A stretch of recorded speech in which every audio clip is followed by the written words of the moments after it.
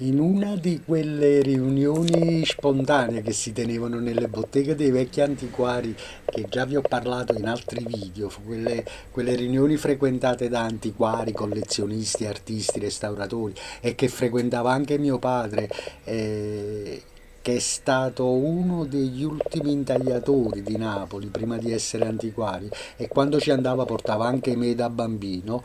Una sera, mentre si discuteva di oggetti, di arte, di una scultura in particolare, uno dei presenti, che era un giovane antiquario alle prime armi, sosteneva che una scultura che quella scultura che stava nella vetrina del vecchio antiquario proprietario della bottega fosse antico del 500.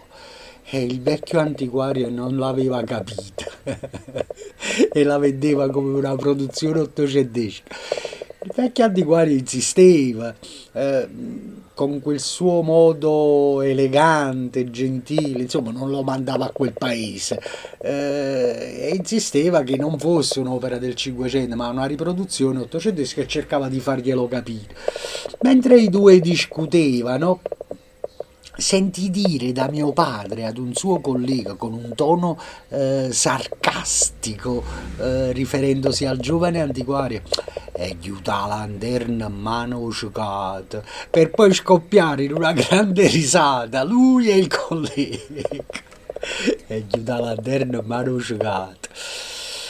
La lingua napolitana, come tante cose a Napoli, è una risultante di termini, di lingue di vari paesi e ogni modo di dire è sempre la manifestazione di varie culture che a Napoli si sono succedute nel corso dei secoli. Tra queste proprio la lanterna a mano ciocata è una metafora unica nel suo genere che sembra essere proprio la risultante di tante cose.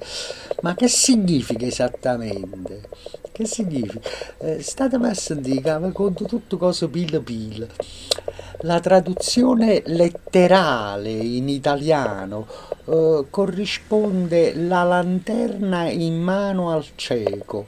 Questa espressione non va letta in maniera testuale, in quanto il suo utilizzo si slega dalla oggettività della lanterna e dell'uomo cieco.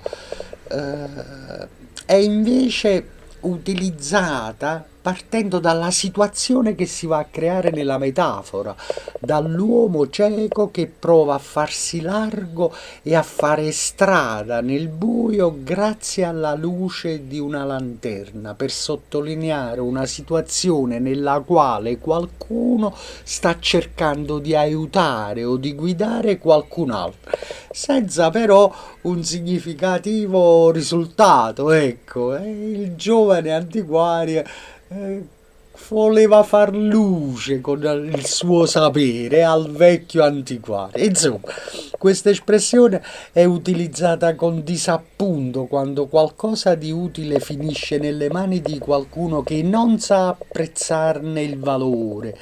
La si usa per sottolineare la scelta errata di porre la figurata lanterna proprio nelle mani di qualcuno che non può farne un uso appieno e che non può dunque arrecare giovamento neppure a terzi. Avete capito? È chiusa la lanterna mano cicata. Un'espressione che potremmo usare anche per tutti questi competenti in ogni cosa che si esprimono con tanta facilità e scioltezza su internet su qualsiasi argomento e questione. E chiusa la lanterna mano ciocata. Prima che usava do porta, commentate e condividete. È stata buona.